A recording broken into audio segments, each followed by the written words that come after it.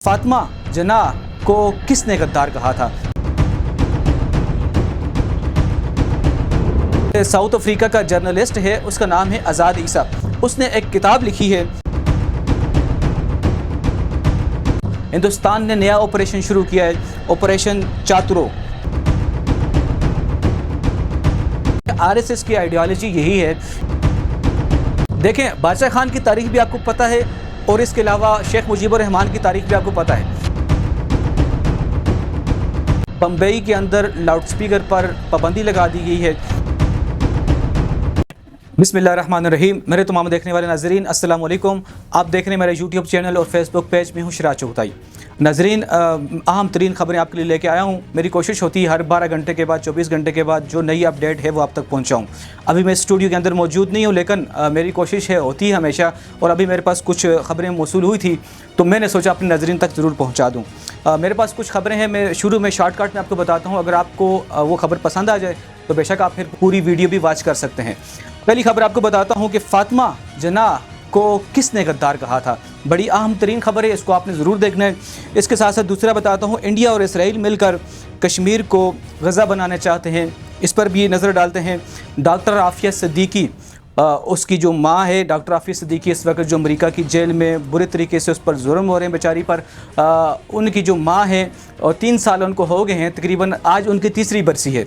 तो डॉक्टर आफिया सिद्दीकी पर भी थोड़ी नज़र डालेंगे, चूँकि जो डॉक्टर आफिया सिद्दीकी का ये ऐसा मसला है, अब लोग इसको भूल लें, लेकिन ये हमने भुलाना नहीं है। हमारी बहन अमेरिका की जेल में है, तो जब तक वो निकलेगी नहीं, इंशाअल्लाह अल्लाह ने चाहा कोई ना कोई ऐसा लीडर आएगा जो उसको निकलवाने की कोशिश करेगा। बहुत सारे लीडरों ने जिस तरीके से बयानात दिए थे, लेकिन कोई भी इस पर पक्का खड़ा नहीं हुआ इलेक्शन में जीतने के बाद, तो इस पर भी नज़र डालते हैं। इसके बाद आपको बताता हूँ, हिंदुस्तान ने नया ऑपरेशन शुरू किया है, ऑपरेशन चातुरो। तो ये इसकी तफसील भी आपको बताते हैं। बम्बई के अंदर लाउड स्पीकर पर पाबंदी लगा दी गई है, मसाजिद पर जितने स्पीकर हैं उन पर पाबंदी लगा दी गई है, उस पर भी नज़र डालते हैं। एक साउथ अफ्रीका का जर्नलिस्ट है, उसका नाम है आज़ाद ईसा। उसने एक किताब लिखी है, जिस किताब में गज़ा के हवाले से और कश्मीर के हवाले से उसने बातें की हैं। उसमें बहुत अहम तरीन बातें आपने लिखी हैं, ये भी इसकी तफसील भी इस वीडियो में आप देखें। इसके साथ साथ आपको बताता हूँ, इसराइली डिफेंस का जो डिप्टी स्पीकर है एक्स, जो रिटायर हो चुका है, तो उसने कश्मीर के हवाले से और गज़ा के हवाले से कुछ बातें मंसूब की गई हैं उसकी तरफ, कि उसने ऐसी ऐसी बातें की हैं। वो एक प्रोफेसर है, तो उसने एक मकालमा लिखा है किसी अखबार के अंदर, उस पर भी नज़र करते हैं। इस सारे मामले की तफसील की तरफ जाने से पहले जितने मेरे नए आने वाले दोस्त हैं वो ज़रूर चैनल को सब्सक्राइब कर दें, ताकि हर नई आने वाली वीडियो आप तक पहुँच सके।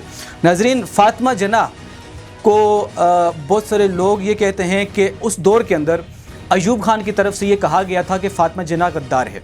अब इसके हक़ाइक़ क्या हैं? इसके हक़ाइक़ ये हैं कि फातिमा जनाह एक बूढ़ी औरत हो चुकी थी, उस वक़्त वो बूढ़ी हो चुकी थी। तो ये जो शेख मुजीबुर रहमान है और इसके अलावा जो बादशाह खान है, इन दोनों ने मिलकर प्लानिंग बनाई कि पाकिस्तान के अंदर फितना फसाद किस तरीके से करना है। हम ऐसा क्या करें कि हम लोग पाकिस्तान के अंदर फितना फसाद को बरकरार रखें। देखें, बादशाह खान की तारीख भी आपको पता है और इसके अलावा शेख मुजीबुर रहमान की तारीख भी आपको पता है कि इन्होंने किस तरीके से पाकिस्तान को तोड़ा। बादशाह खान ने कहा था कि मेरी कब्र भी पाकिस्तान के अंदर नहीं डालना, ये आपको पता है, अभी भी कब्र उसकी पाकिस्तान के अंदर नहीं है। तो उसने जब ये बूढ़ी हो चुकी थी, फातिमा जनाह रहमतुल्लाह ताला अलैह, जब ये बूढ़ी उम्र रसीदा हो गई थी, तो इन्होंने आके उनका ज़हन बनाया कि देखें, पाकिस्तान के अंदर बुरी तरीके से सियासत की जा रही है, लूट मार का बाजार गर्म है, फ़ौजी डिक्टेटर आ चुके हैं, आप कुछ ना कुछ करें। तो फातिमा जनाह रहमतुल्लाह ताला अलैह को इन्होंने गलत गाइड किया और फिर कुछ जलसे करवाए थे, जिसमें आप देख सकते हैं कि अयूब खान के ख़िलाफ़ उन्होंने बयान दिए। देखें, किसी भी मुल्क के अंदर किसी लीडर के खिलाफ अगर कोई बयान दे तो उसमें कोई गलत नहीं है। फातिमा जनाह रहमतुल्लाह ताला अलैह को जिस तरीके से गाइडलाइन दी थी शेख मुजीबुर रहमान ने और बादशाह खान ने, उसी तरीके से उन्होंने आके फिर जलसों में तकारीर भी की, जिसका उनको इल्म नहीं था कि हालांकि जो बाहर जो कुछ हो रहा था, अयूब खान के दौर में जितने तरक्याती काम हुए, आज भी आपको पता है कि वही जो डैम बनाया था अयूब खान ने, आज भी तकरीबन ज़्यादा बिजली उसी से बनाई जाती है, ये आपको पता है। लेकिन वहाँ जब इन दोनों ने गद्दारों ने, एक बादशाह खान दूसरा शेख मुजीबुर रहमान, इन्होंने वरगला कर जब फातिमा जनाह को जलसों में लाया, तो उसके बाद ये कहते हैं कि अयूब खान ने इनको जो है गद्दार कहा, कि फ़ौजियों ने गद्दार कहा।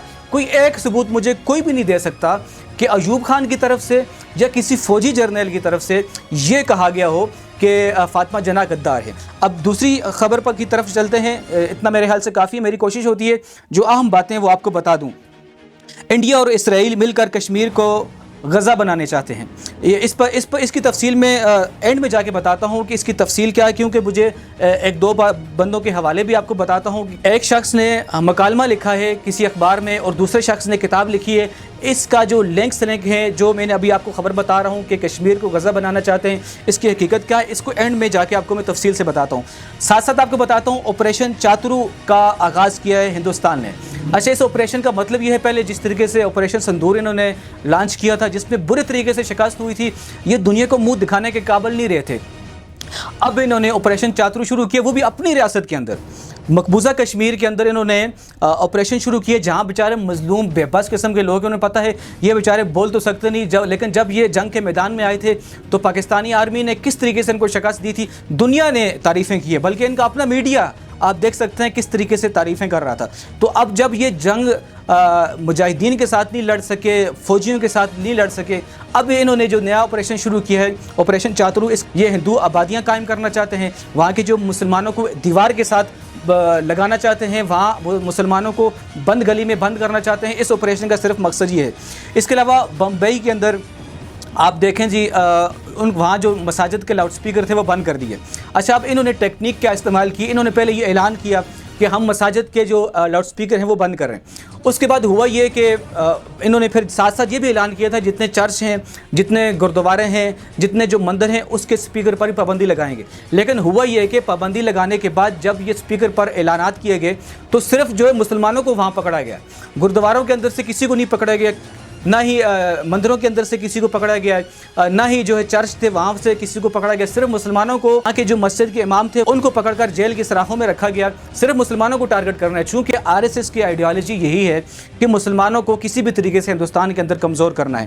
پھر ساتھ ساتھ آگے چلتے ہیں، جو آزاد عیسیٰ جو ساؤتھ افریقہ کا جو جرنلسٹ ہے، انہوں نے کتاب لکھی۔ اچھا، جو میں نے آپ کو خبر بتائی تھی کہ انڈیا اور اسرائیل مل کر کشمیر کو غزہ بنانا چاہتے ہیں، اب یہی والی جو باتیں ہیں، یہ جو آزاد عیسیٰ ساؤتھ افریقہ کا جو جرنلسٹ ہے اس نے بھی یہی باتیں کوٹ کی ہیں۔ اس کے علاوہ جو اسرائیل، اس کی تفصیل بھی آپ کو بتاتا ہوں میں، اس کے علاوہ جو اسرائیلی ڈیفنس ڈپٹی اسپیکر ہے ایکس، جو ریٹائر ہو چکا ہے، تو اس نے بھی اسی طرح کی کچھ باتیں ملتی جلتی لکھی ہیں۔ اس کی تفصیل بھی آپ کو بتا دیتا ہوں جی، اس کی تفصیل بھی آپ کو بتا دیتا ہوں۔ جو کشمیر کے اندر جو اس وقت جو ظلم ہو رہا ہے، تو آپ کو پتہ ہونا چاہیے کہ ہندوستان کس طریقے سے ہمارے مسلمان بھائیوں پر ظلم کر رہا ہے۔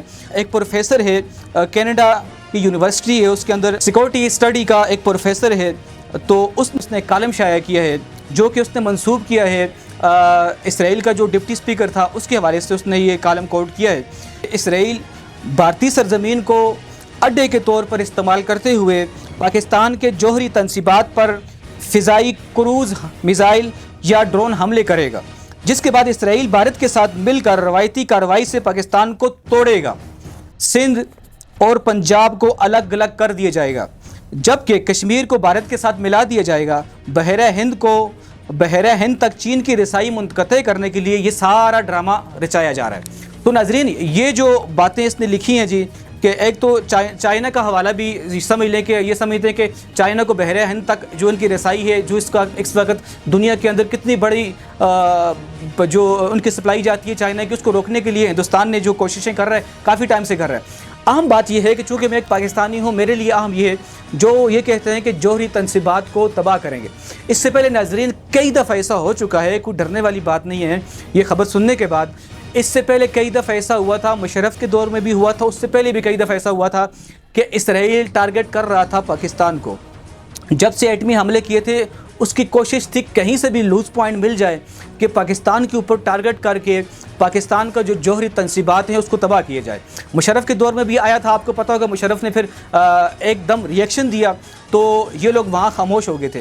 اب یہ دوبارہ سے کوشش کر رہے ہیں کہ کسی بھی طریقے سے جو پاکستان کے پاس جو ایٹمی ہتھیار ہیں ان کو تباہ کر دیں۔ یہ کوشش کبھی کامیاب تو ہونے والی ہے نہیں، یہ آپ کو پتہ ہے، جیسا کہ آپ نے دیکھا تھا پیچھے ہندوستان کو برے طریقے سے شکست دیے۔ اب اس کے بعد یہ دوبارہ کوشش کر رہے ہیں، انہوں نے چونکہ بہت بڑی سپلائی جو ہتھیاروں کی تھی امریکہ سے انہوں نے خریدی ہے، تو اب ان کے پاس وہ کچھ ہتھیار آ گئے ہیں، کچھ آنے والے ہیں۔ تو ہتھیار یہ کیوں خرید رہے ہیں؟ ان کو امریکہ سے ڈر تو ہے نہیں ہے، ان کو بنگلہ دیش سے ڈر تو ہے نہیں ہے۔ نہیں ہے. ان کو چین سے بھی ڈر تو ہے ہی نہیں ہے, ان کو زیادہ ڈر جو ہے پاکستان سے, کہ پاکستان کو کس طریقے سے انہوں نے کمزور کرنا ہے, کس طریقے سے پاکستانی فوج کو کمزور کرنا ہے, ان کے لیے اہم یہ ہے. تو ناظرین کچھ خبریں میرے پاس ابھی بقایا ہیں, میری کوشش تو یہ تھی جو اہم خبریں ہیں وہ آپ تک پہنچا دوں. میری کوشش ہوتی ہے کہ کم سے کم ٹائم میں ایک چھوٹی ویڈیو ریکارڈ کر کے آپ تک پہنچاؤں. تو کچھ خبریں جو بقایا ہیں انشاءاللہ نیکسٹ دوسری ویڈیو میں آپ کو بتاتا ہوں. اپنا بھی خیال رکھیں, گھر والوں کا بھی خیال رکھیں, ہمیشہ مسلمانوں کے لیے دعا کرتے رہیں. خدا حافظ.